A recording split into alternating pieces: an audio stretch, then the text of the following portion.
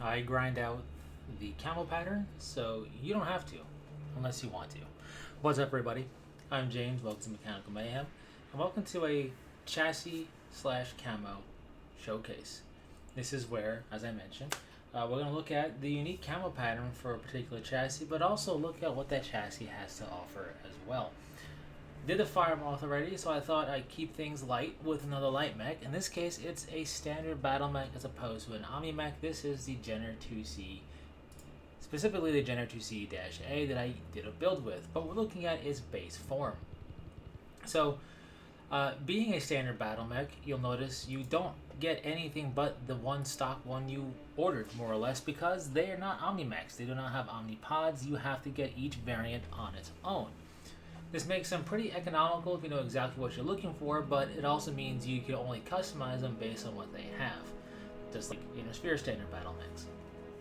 In any case, though, this is the Jenner 2C-A. So we'll start looking at this one, then I'll take us to the marketplace to check out the other Jenner 2Cs, and then we'll check out its unique camo pattern. So it's a 35-ton light mech, it's a standard battle mech. It is, like I said, very economical, and I actually, in my timeline playthrough for the Smoke Jaguar portion of the timeline, in the early game, I pretty much ran these things as a full star for a good amount of time. So, in any case, I'm not a big fan of the Jenner 2C or the Jenner chassis period, but they do have capabilities. They are pretty cool. The Jenner 2C-A is interesting because you'll notice it says 33 tons. That's because it's missing two double heat sinks. For whatever reason, the two double heat sinks it's supposed to have are not in MechWarrior 5 clans. You can add them, clearly, but they're not their base. So, pretend they are. And then we have 6 small pulse lasers, obviously 3 on each arm.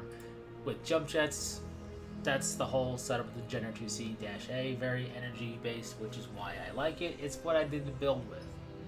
The retooling build where I subbed out the small pulse lasers, this is the chassis.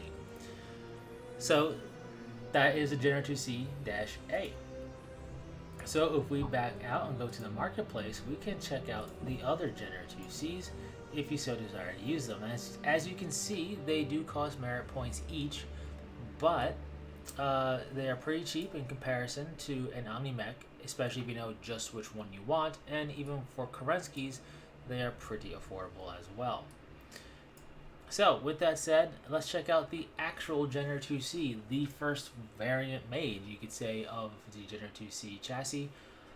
This has 2 SRM6s and 1 Streak SRM4. Now, that means you have 2 different ammo types because Streak SRM and Standard SRM do not use the same ammo. But this is a bit of a missile boat.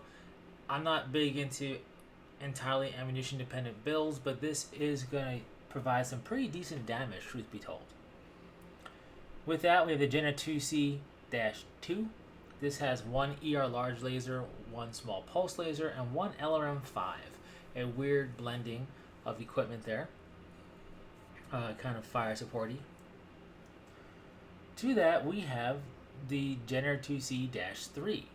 This has 4 small pulse lasers and 1 NARC missile beacon.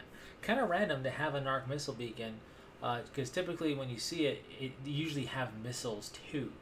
Not that you need to. This is great for a support mech and a star with a bunch of missiles in it, but yeah, we have the NARC missile beacon and 4 small pulse lasers. And then we have the Jenner 2C-FY, the Fury. This has 6 machine guns and 2 ER medium lasers. And considering the early game of Smoke Jaguar's campaign, which is where you're probably going to make use of a lot of this light mech stuff, the machine guns and the 2 ER medium lasers will actually put in a lot of work. So, not a bad variant at all. So those are all your variants, including the 2C-A that we see here. So, as I mentioned, they all have milestones. Every chassis does, and the Jenner 2C is no different. You do enough of them, you can unlock the Fury camo pattern. So, I have done just that. Let's check it out. So I have my signature look always when it comes to Smoke Jaguar. Of course, it is Silver Root, for the not the Smoke Jaguar campaign, but the Silverroot for, of course, your Ghost Bear campaign. Looks pretty good. But the Fury is what we're looking after, and it is very busy, but also very monstrous, right? We have a face on the actual cockpit area, which is pretty cool. And after seeing that, I can't not see a face on the Jenner's cockpit head area, no matter what camo pattern we use. It just always looks like there's a face there. But the Fury is pretty decent. You can customize it, so you can change the coloration if you want to maybe hide certain things or make things stand out better, up to you. I kind of like most of these Hero Camo patterns just stock as is, and I think the face lines up very nicely with the cockpit glass and everything, like eyes and a snout and what have you, obviously by design. So a job well done for this camo pattern for sure. In any case, this is the Jenner 2C chassis and its camo pattern. Like I said, I grind out the camo pattern, so you don't have to unless you want to, and checking this out might help you determine if you want to or not. Remember, these patterns are only for the chassis specifically. Unfortunately, you can't put a Fury or an Aletha or anything else anywhere but their respective chassis. But every chassis has one of these, and we'll be checking them out. So, thanks so much for sticking through this. Share your thoughts in the comment section down below. Do you like the Fury camo pattern? If you do you use it? And do you change up the colors or not? In any case, thanks so much, and until next time, take care.